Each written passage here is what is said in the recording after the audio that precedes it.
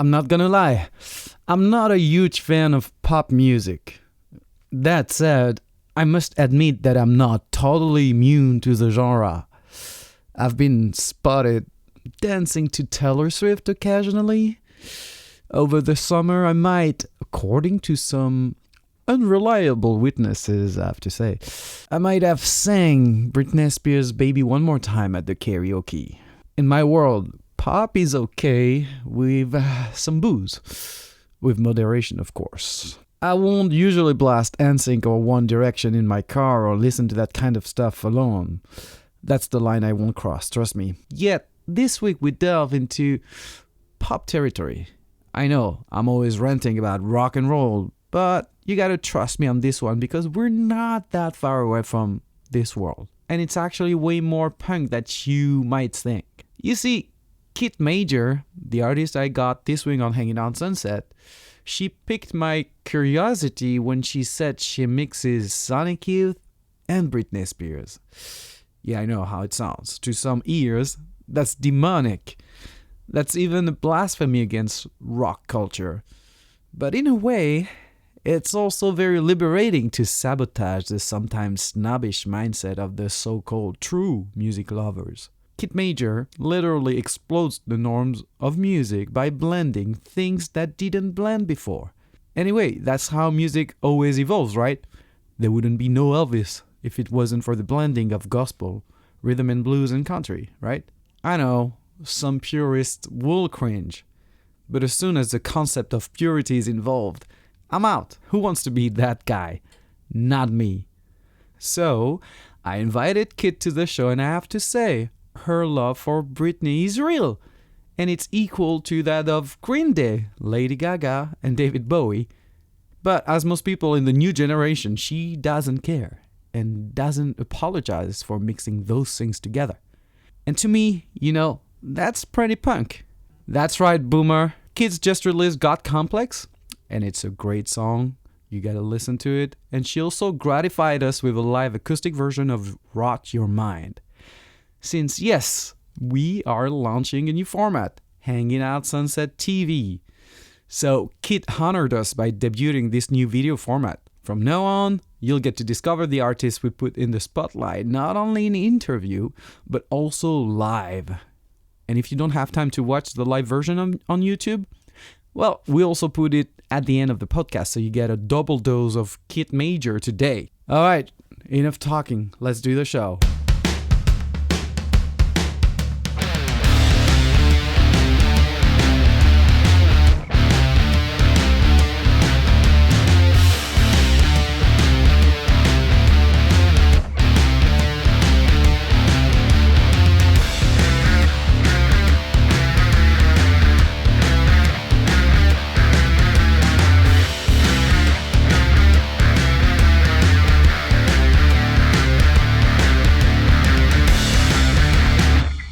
Hi everybody, this is Vincent and you're on my podcast Hanging Out Sunset, and today I'm with the artist Kit Major. Did I pronounce that correctly? Yes. Alright, is Kit your first name? No, well, it's actually a nickname. Okay, you don't have to say your real first name, but I'm French and sometimes I never heard the first name here. It's very common and I'm like, make a fool of myself. Like My name's Catherine, and then I went by Kat. And so I wanted to just have some sort of, thing there. So Kit is actually the nickname my sister gave me. So you're based in LA? Mm-hmm. But I read that you were not born in LA, right? Yes. So, and I read also that you spent some time in Asia. Yeah. My dad worked for the Chicago Tribune and was a foreign correspondent. Oh, and nice. so I was born in Newport Beach, California, and grew up in Japan and China. Wow. For 9 years. And then we moved to Illinois. Wow. Did you attend like an English speaking school or? Yeah, I went to ISB. It was an international school. Wow, that's pretty cool. So until what age were you in Asia? China and Japan, you said? I was 7 or 8. I think 8. And then, yeah. Wow. So do you have like memories of that time? Yeah, I it's weird because as I get older, like the memories are definitely not as fresh as they were. So I know I want to go back so badly because I haven't been to Asia since I've moved to the US. So that's been like number one on my bucket list for a really long time. But I loved Tokyo and I loved living in Beijing. Wow. What about performing there? That would be cool, right? That would be so awesome. Oh my god, that would be sick. To me, that's very interesting because obviously I'm from a foreign country myself, right? And I moved away about 12 years ago here in the US. And I think it's very beneficial to have being exposed to different cultures in your life, right? So do you think that informs you as an artist in any way, the fact that you've been spending your first 8 years of your life away in a different culture? Yeah, that actually makes a lot of sense because I think I'm most familiar with like blending. And I blend a lot of genres and I blend a lot of topics, and I think that maybe is a big part of that too, of just kind of being around so many different cultures, and being also around music because my parents are both like huge punks. They're just huge music nerds. My dad was a DJ, radio DJ at his college when he was in Northwestern, and so when I was living in China, we were listening to Green Day. So I grew up a lot with just like a lot of different levels of things. Oh, that's pretty cool. So I guess you were living in a pretty progressive family because your dad, you mentioned, was a journalist, and both of your parents were music fanatics. So, and rock music mostly. That's what I get. Like definitely punk aficionados. So that's pretty cool. I guess like you said, we can hear that in your music that you're not afraid of being stuck with one genre and you like to experiment with different stuff. That's pretty cool. Do you have any musical memories apart from what your parents made you listen to when you were a kid from over there? Yeah, I mean, I'm really close with my family, and I think when we were living overseas too, that was something that I wasn't really connected with any other, like just my grandparents really, and like aunts and uncles, but we really were, because that was before internet and social media. Yes. So it was like very close knit of us being together. And my dad had a cover band that he would perform around, and they were called the Three No's. I actually have a tattoo that I share with my sisters because that was the name of his band, and that's where I learned like so much of my influence. Like he would perform covers of like Better Than Ezra, Fountains of Wayne, Elvis Costello, and Britney Spears, because that was also what was playing in the house. So going to those shows were always my favorite, and it was performing abroad with the cover band, or yeah. Oh, It was him and his friends, and also journalists and teachers. Oh, that's pretty cool. So that's where you got your musical formation. Basically, you owe everything to your parents, I guess. Well, I mean, at the start. Yeah. And when did you start envisioning being yourself an artist, or when did you start maybe writing poems or lyrics, or what was it for you? It was kind of immediate because having the music around the house, and where we lived, we had a basement, and in one room we had just Barbies, and then the other room was my dad's setup. And so when my sister and I kind of got bored of our game, we would just go and bang on the drums and use his microphone and play band, and that was like one of our imaginary games that we did. And I really, really idolized Britney Spears, because I guess to me, she just kind of like represented in my head, like what America was, of like being gorgeous and having great music and great outfits. And so I grew up like watching a lot of, as many like pirated DVDs I could find for concerts. And so how old are you when you're like discovering Britney Spears and being a fan? I think I was like 5 or 6. Wow. Like, Wow. however old you are when you are able to like kind of save up your allowance and, and Oh, that's kind of pretty go cool. around. Is it like Baby One More Time, like that hook you up? Oops, I did it again. Oops, I did it again. See, I remember too. I have to admit, I'm a fan too. I guess. She's like, I feel like I've been born and then I knew that song. Like she's been around my life a lot, just because also my sisters loved her too. So, yeah. So I think it just kind of started at a young age, but it was never something I really saw for myself because I couldn't hear it. Like, I'm not a huge belter. I'm not like with growing up with like pop music and rock music. It was really great because like I love the idea of pop. I love the visuals. I love the extraness. I love the larger than life kind of making a different world in a way. Like there's this idea of like perfectionism, but it's not at the same time. It's just very imaginative. So I love the creativity that came with that, but then I loved kind of the gritty and the imperfect and the coolness that came from rock music that I kind of picked up. And so when we're in the car and we're switching between songs, you kind of are built with this like feeling of just there's something else out there. You can create something larger than who you are, and I think that's something that really is what draws me to music. That's what I like about the newer generation of artists and people. Like in general, is like there's no more categories that you have to stick with. You can like Britney Spears and Green Day, and it's not a big deal anymore. Because you had to choose back in the day. You cannot be a rocker and also being Madonna aficionados. I guess, but it's changing because also because of internet. I guess people have been exposed to more music more easily. So I guess playlists have become a huge thing in the last decade, and probably just like the mixtapes were in the 70s, again.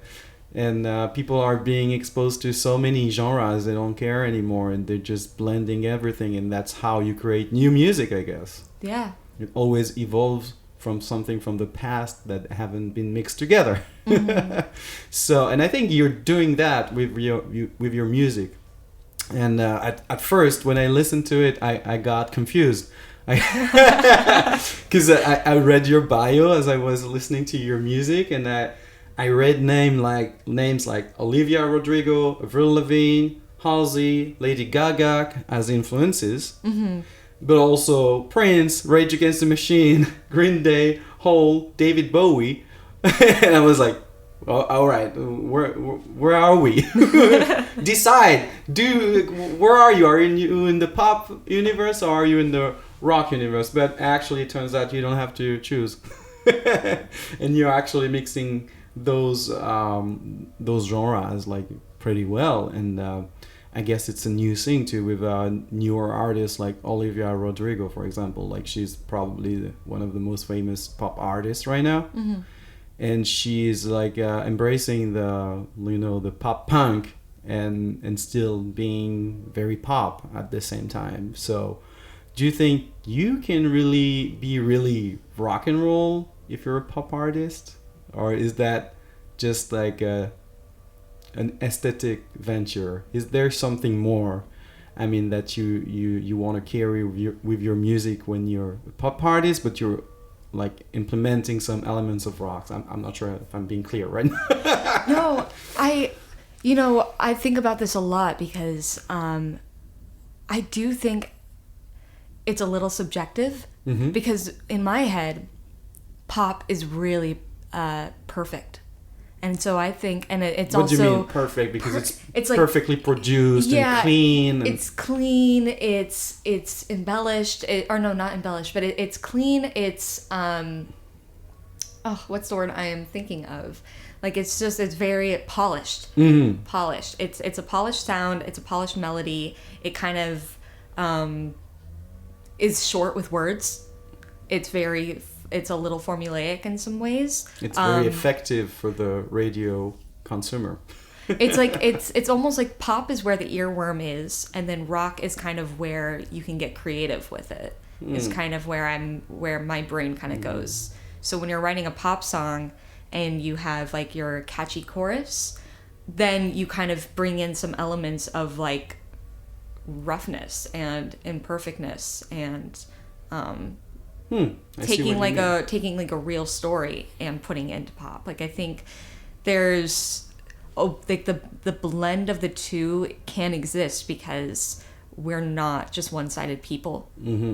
And actually, my question was a little bit irrelevant because when you think about it, pop just means popular, right? And it changes over time. And if you think about rock bands like Nirvana, for example, they were super catchy. So in a sense, you could say they were pop, and they were at the top of the charts too. So I guess there's no need for categorizing and like judging music by the genre they're doing. I think if you're able to make catchy music, well, that's even even better, right? But sometimes uncatchy music can be cool too, because you can find other stuff in that kind of music. So it's a bit irrelevant. It's me being like an old guy.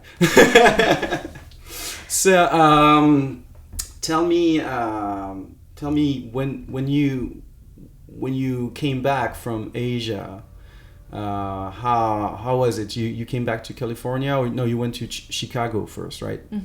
So how was it for you, the transition to being back to your own country, but at the same time a place you never lived? It was abrupt. The transition was a little rough. I think my highlight was the grocery store. I always loved like how intense, and like it's still to this day, like I love going to the supermarket because it's just there's so many things, so many frivolous things, so many fun items. But no, it was a harder transition because I think I was very comfortable with like what I grew up with. Like I didn't really question how I dressed. I didn't question. Plus you were living in a bubble. Yeah, I was in a bubble, and to kind of come, like, it was like an abrupt change because I immediately was bullied. And oh wow. I'm sorry. Oh yeah, like it was rough. I was pretty much bullied like all of elementary school to middle school kind of thing. So it started with, with how you are. So it was like I loved wearing skirts because I would like running around on the playground. But in America, it was like this weird, like, why are you wearing shorts under your skirt kind of thing, or calling me names because I grew up overseas that are just not appropriate. And so it was weird because in like, I guess, I don't know. I have not thought about it in a hot minute. But no, it was a very weird transition because it kind of came from this place of like imaginary and safety that I felt almost unreal because you're living so close with your family and yeah, and like there was the routine. It was like, you go to school, you don't really know what's happening in the US, you only know what's really happening because again, and your picture of the US is Britney Spears' music video. Exactly. No, I really didn't know what I was getting myself into. I think it was like my last year of living in China was when I started to watch like secretly PG-13 movies. So I kind of had an idea. Like I remember in 3rd grade like watching Mean Girls and being like, that's weird, but that's not around here. And then kind of moving to the US and being like, oh, I think I get it. I think I understand. So yeah, like I think pop culture is like, I think that's why I'm really drawn to pop culture, because like I kind of had to pick up on social cues as much as I could. I didn't know NSYNC and Backstreet Boys until after I moved to the US. I was familiar with like a song here and there, but like totally not aware of like newsworthy information. And so I think that's like why I'm also like very, very drawn to 90s culture and like MTV, because my favorite way to spend like the Saturday was watching like music videos, top music videos. There's something called Sonic on like our Nickelodeon in China, and they always showed like the top 20 music videos, and I would always make sure that I was home to watch them. And that's how I found Avril Lavigne, that's how I found Matchbox 20. That's just how I picked up on what I liked and what music drew me in. And so no matter like the genre, it was more of like, if the music video was cool, it got my attention. So Tracy is back. Actually, it all makes sense now when I'm listening to your music and I'm hearing about your childhood. Like everything is already there, actually, and even the greedy part. You know, like you being bullied and like being transferred to another culture, which is supposedly yours in the beginning, and then you realize, oh my gosh, it isn't familiar at all. I guess it maybe that fueled some of the most darker part of your music. Is that correct? Yeah. And because I read somewhere that somebody or maybe yourself labeled your music dark pop. Is that a term that you like? I liked it because it kind of gives me permission to go as dark with.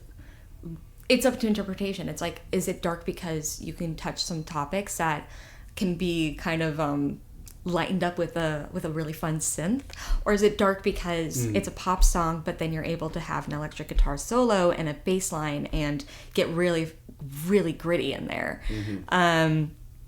So I think it's a good umbrella for me because I don't like having to be just one thing. I don't like being dance pop, and I don't like being, because for me, I like having fun, and I don't really do not the same thing twice, but I don't like the pressure of calling myself something if I just decide I want to try something new. I'm always wanting to experiment and play with what I like. Yeah, you mentioned Bowie too, so that makes sense. Have you watched the last movie about Bowie, Moon Age Daydream? No. Oh my gosh, you should. It's amazing. I saw it last week, I guess, and it's not like a traditional biopic with like the narration of the David Bowie's life facts. It's more like David Bowie as an artist, like talking about what is it to be an artist. So it's very, very informative. And by the end of the documentary, I knew less about David Bowie than I knew when I started watching it, that I thought I knew. So so if you have the opportunity, please watch it in IMAX. It's just an amazing experience. And coming back to David Bowie, and your music, what I think that you're bringing to this world is that the same. It's not just music; it's also theatrical, and you. It seems like you care about the visuals. I mean, I've been watching your videos, and they're very well produced and done. But I have the feeling that you have a lot to do with that because you're very much an adept of the do-it-yourself, like a modo. So how does it come into play in your music? Is it as important as the music? I mean, the music videos or the visuals in general?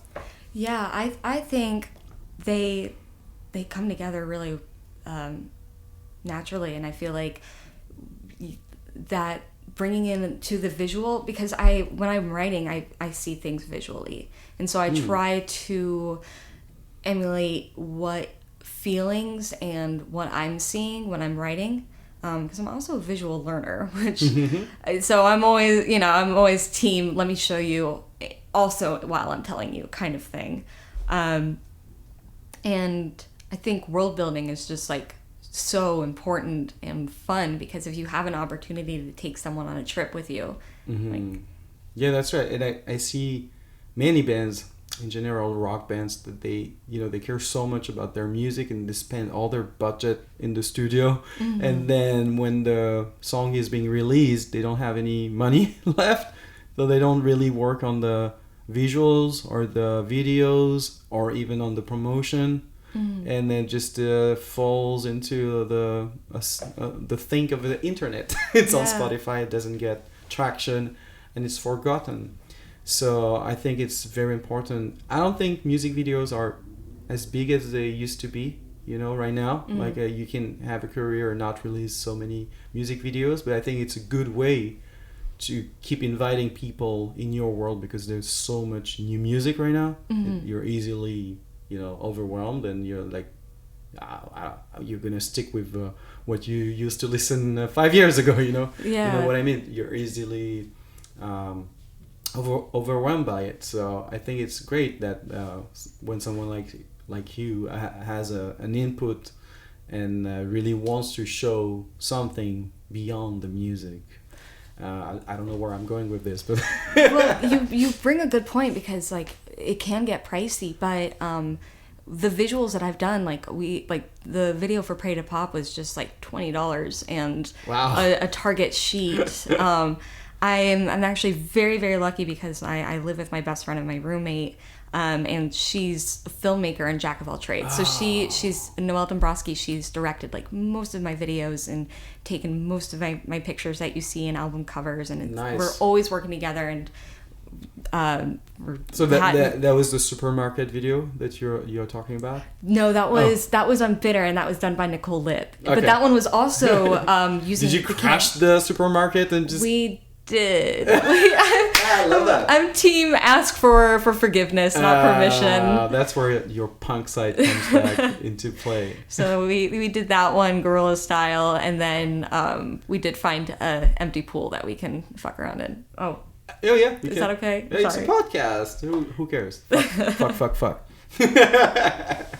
Well, that's cool. And you've been releasing only singles so far since 2018, if I'm correct. Mm-hmm. And I'm very interested in what's your strategy behind that, because this podcast is also here to help indie musicians, right? And a lot of the questions we have is like, what's the best strategy? Should we do like only singles and really release them every 6 weeks, or should we do an album? And so how did you come up with this strategy, or is it a strategy? I'm going to be completely honest. There's no strategy. It's I write, and then if it's something that I'm really connected to, and I'm like, there's a world around here, then I've recorded it. And so it was like, I think 2018 was like my first release that I wrote, and Strawberry Milkshake, and that one came out, and I had all these other songs with that, and I had in my head, like, because I've always had this like end goal of an album or an EP or a collection, because I am a consumer of music. Mm-hmm. I'm all for singles, but I'm an album girl. I grew up buying them when I got my allowance, so that's always been my end goal. So what was the thing that made you release only singles? Because we were too excited and you just wanted to get it out? Kind of. It's like it was a mix of being a college kid and not really knowing, what is it that I'm doing, what's my sound, because I've always like known what I like and what my sound is in a way, but at the same time, by the time like back in 2018 and 2019, when I was doing singles that were really different from each other, like Strawberry Milkshake to like Scene Queen and Pray to Pop, that's also because it was just taking some time for me to release. And so it was almost like every single is just a pinpoint of where I am in my life. Mm-hmm. And so I knew that the day when it would come for an EP, that would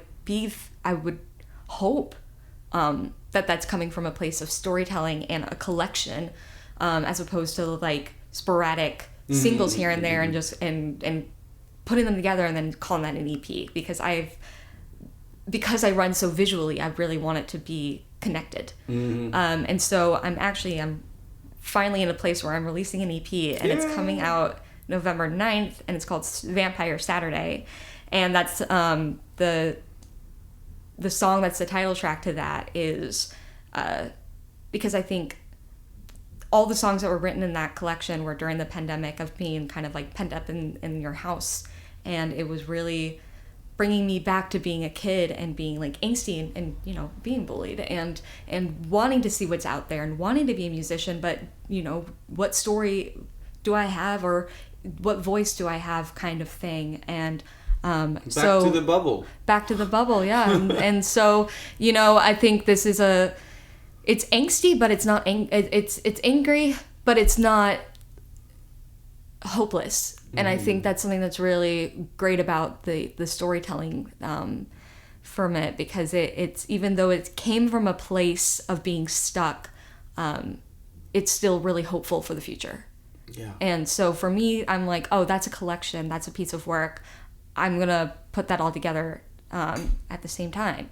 And so that's what I've been working on now, and it's really connected. And I've now I'm kind of in a place where I'm able to keep writing, and so I think that's also where there's a difference between when I was just putting out singles, because I was putting out singles because I was writing, but then I had to be kind of very I had to pick and choose which songs I wanted to move forward with, and with this EP I've been able to let myself kind of tell the story. I see what you mean. So now you have like a cohesive like collection of songs that you think deserves to be released together. Yeah.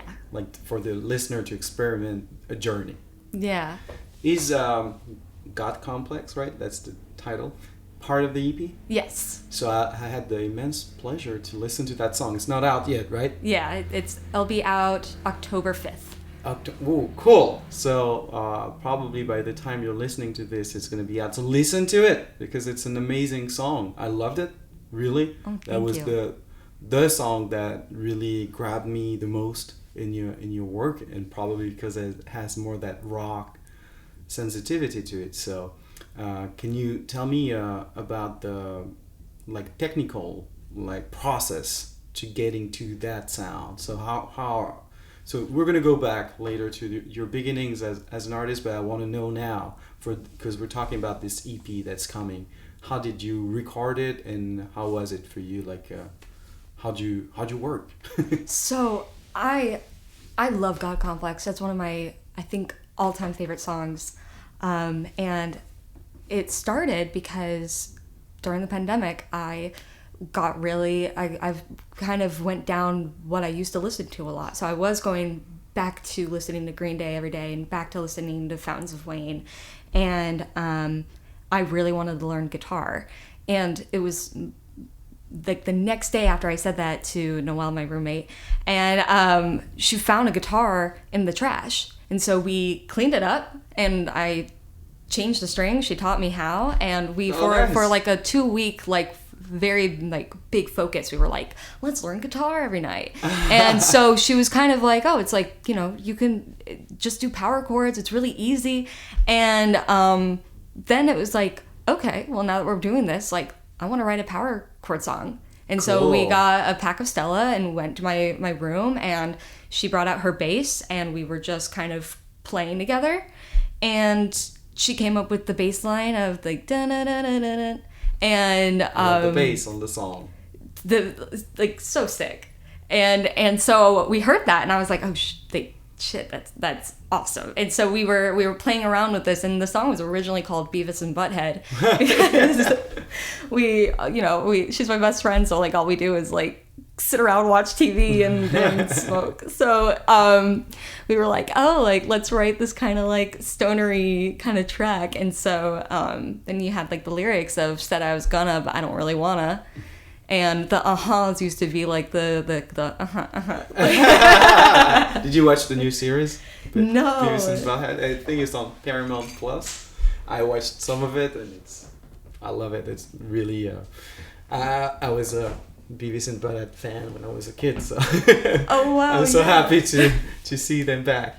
Oh, that's so cool. I love this story. So you collaborated with your friend. Yeah, this was actually like the first song that we like because she shot my music videos. She's been my best friend, so we like, we're going to dinner, we're going to whatever, and she's done my album covers, but we've never like done a song together. Oh, wow. And so we kind of like looked at each other and we were like, oh my gosh, we're gonna do this, we're gonna write a song together. And so we really it took like a year, because we kind of hit a stopping point with the bridge, because we didn't know exactly how to move forward, but we knew we loved the verse. And I have like such not an embarrassing, because like I think it's pretty funny, but I have my voice memo that I sent to her still, like right after Christmas. I got like very tipsy off of mimosas, and I like finished the like where the bridge and the chorus hits, and I remember like sending it to her like really excited because she went back to Massachusetts and I was here for Christmas, and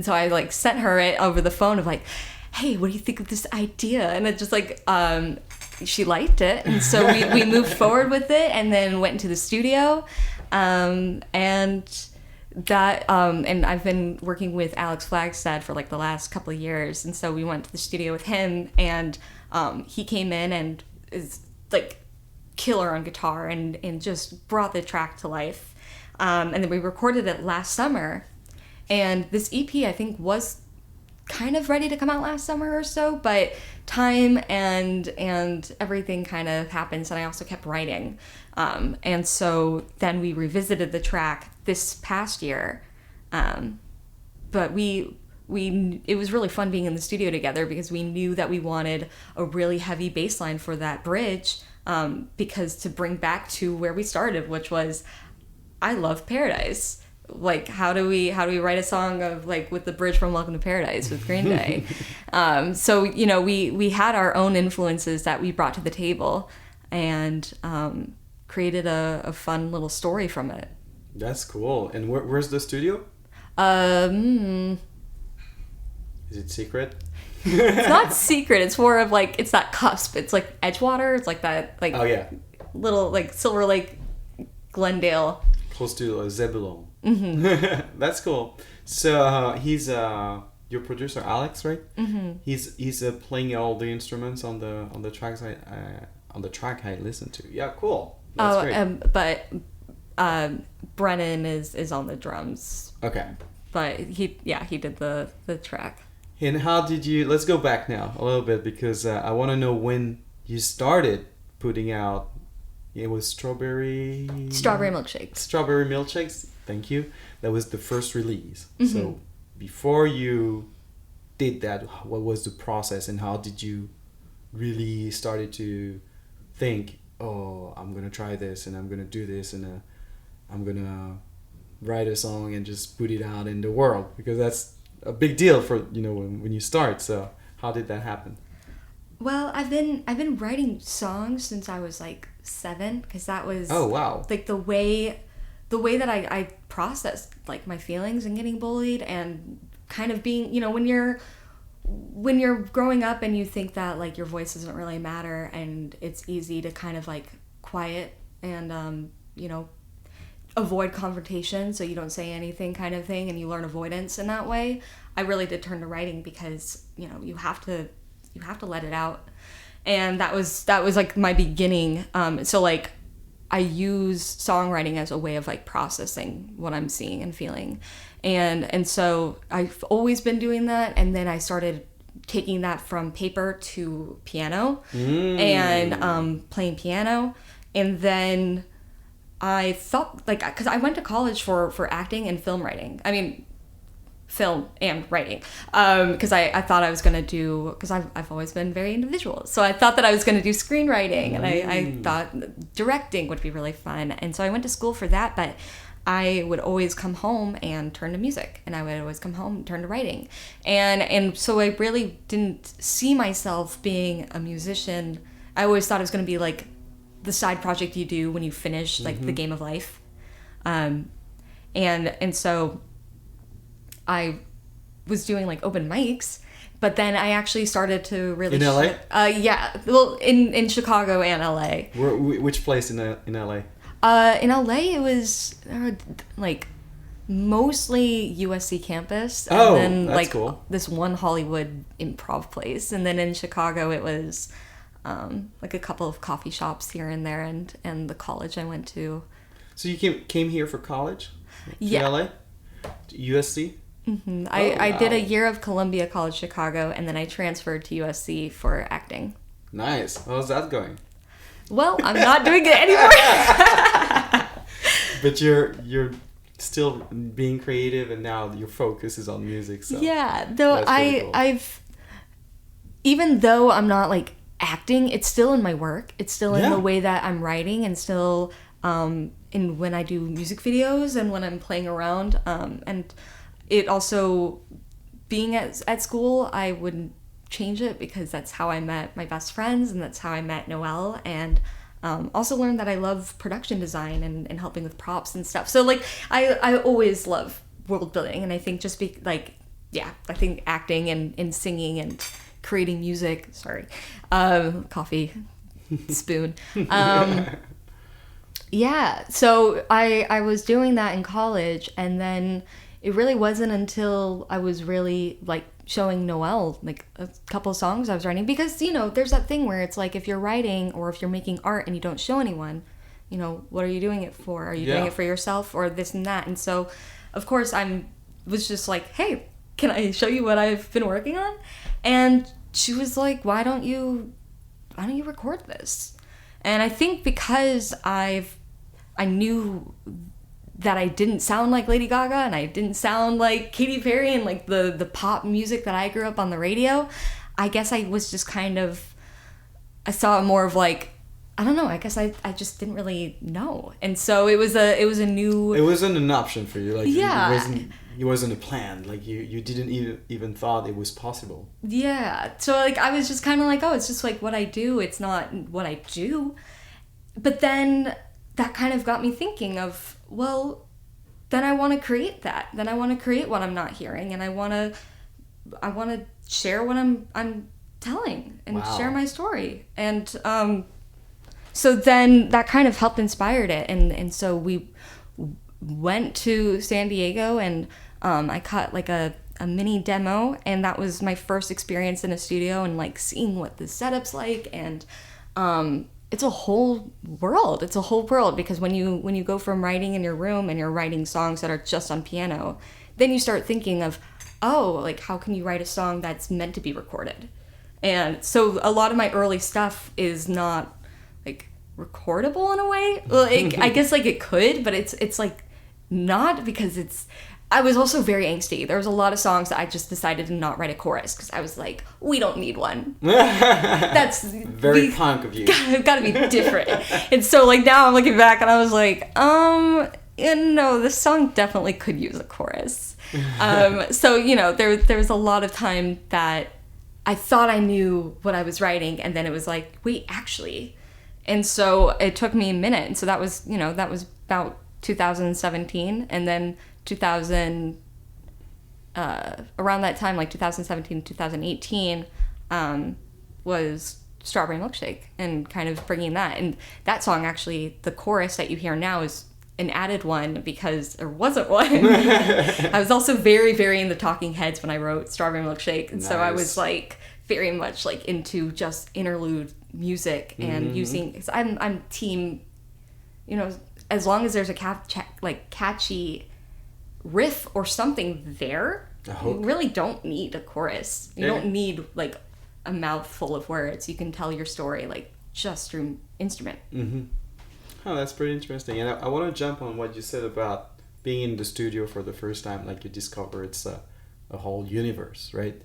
I feel like hearing you made me think about what you said earlier about being a child and going to the music room of your dad, right? And like playing imaginary bands.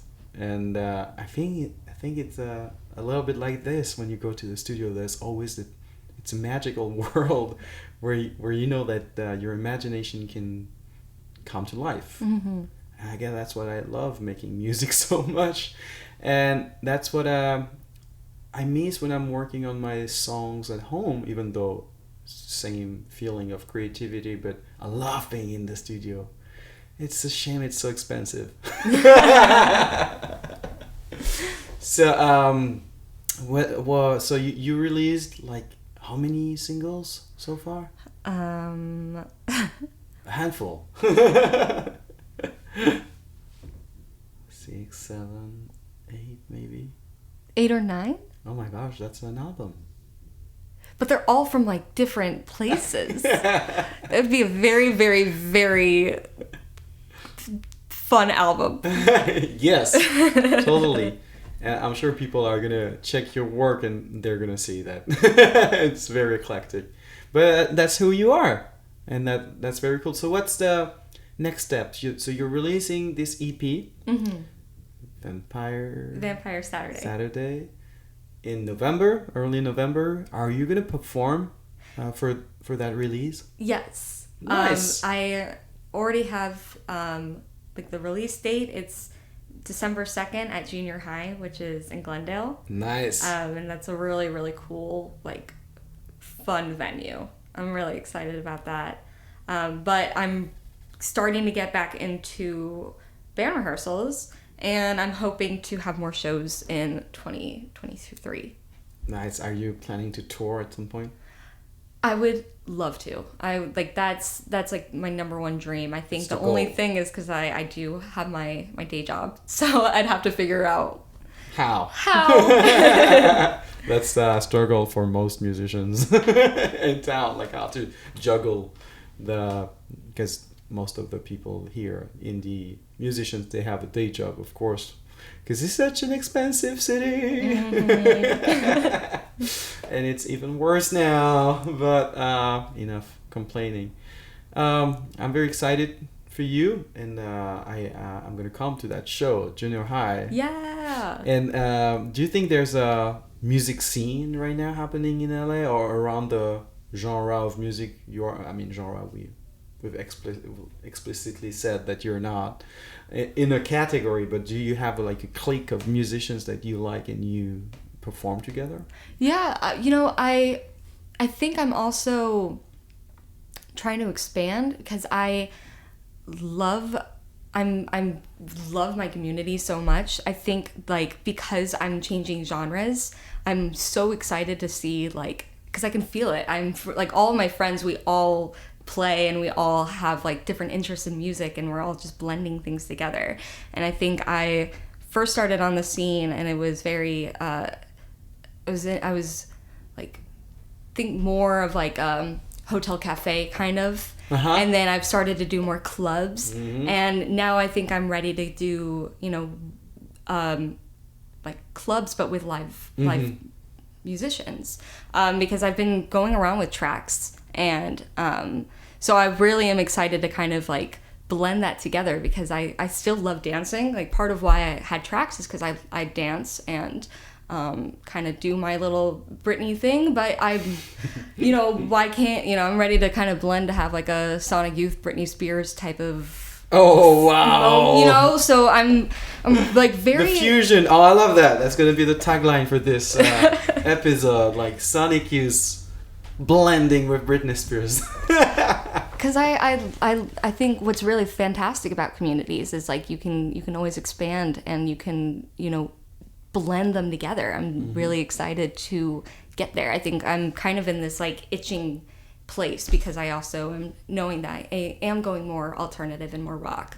So I'm excited to like see what else is out there because I definitely still am in like pandemic mode kind of with like work.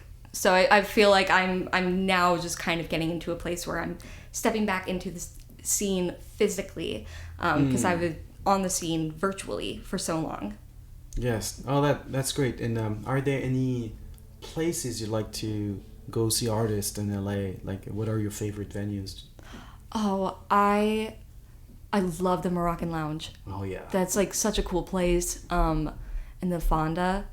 And there's this place, oh God, is it like Gold House? Gold Digger? Gold Digger. I've been dying to check that out. My parents actually went to see a band there a couple weeks ago, and they were telling me it's like such a sick venue. So I've been meaning to go check it out. I guess it's tonight. There's a show there. It's Ron Boy, I guess. That's the name of the artist.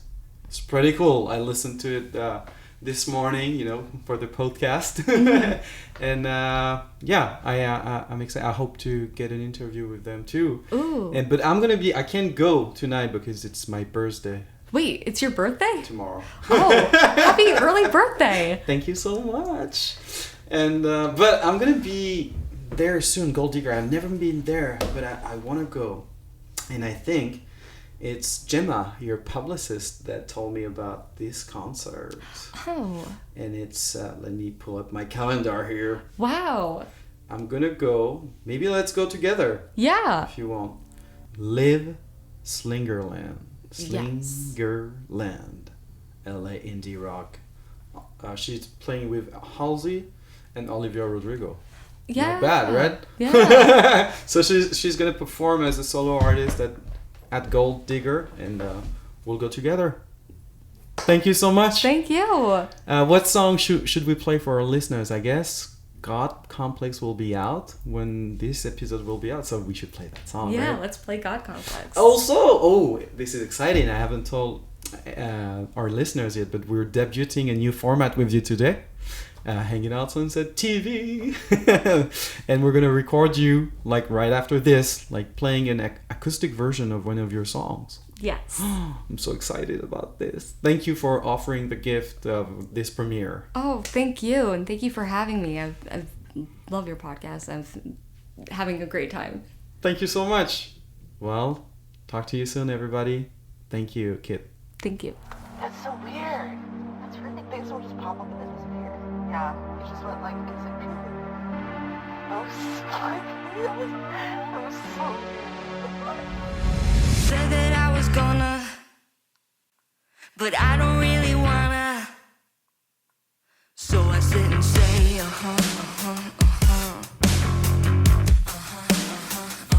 I know I got some problems, and I should really solve them. But I sit and say,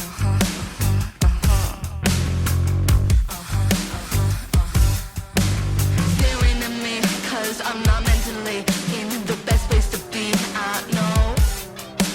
20-something stoned at home, but I think that it's good to be on my own.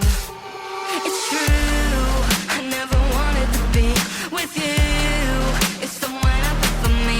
Baby, I'm a mess, I'm the best. My God complex is the death of me. Can I just get rest? I never wanted to be with you. It's someone out there for me. Baby, I'm a mess, I'm the best. My God complex is the death of me. Can I just get rest? I tell you a little secret. I'm scared to love the pieces. I've got myself to blame.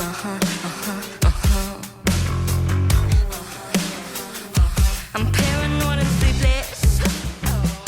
My mind is my own weakness. It's staring at my brain.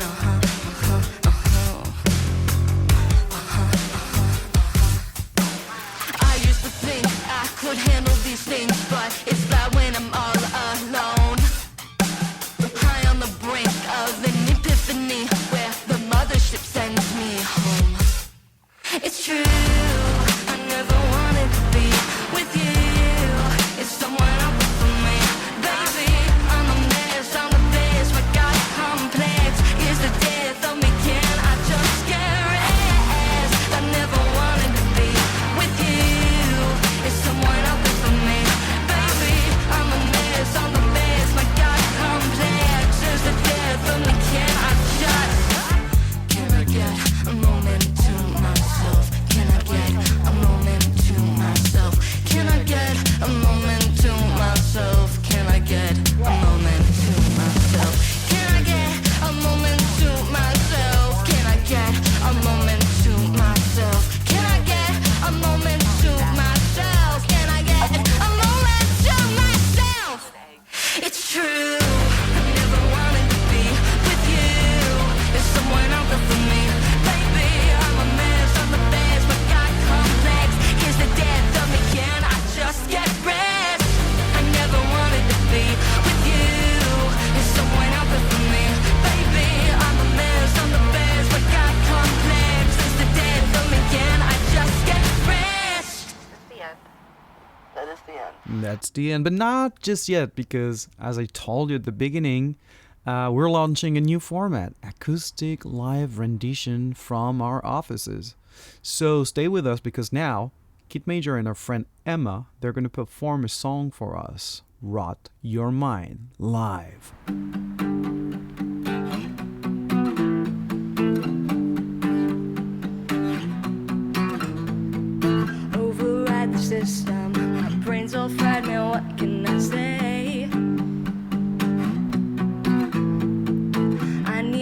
television to occupy my mind in 4K.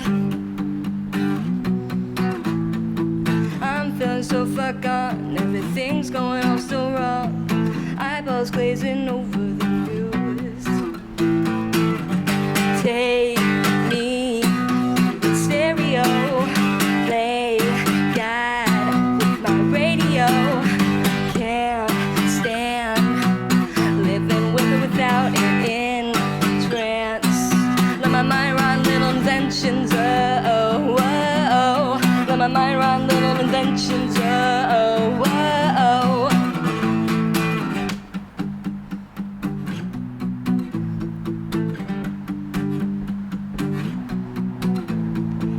Calculate the mentions, be yourself but don't give it all away. Wear your heart on your sleeve, watch them rip the thread and complain. I'm feeling so far gone, scroll to see the world hanging on. Just a little bit more tonight, coming soon, but it never ends. So take me to the stereo, play God with my radio. Can't stand living with or without it in trance. Let my mind run little inventions, oh, oh, oh, oh. Let my mind run little inventions, oh, oh, oh, oh. Let my mind run little inventions, oh, oh, oh, oh. Let my mind run little inventions, oh, oh, oh, oh. Let my mind run. Nice. Fuck yeah.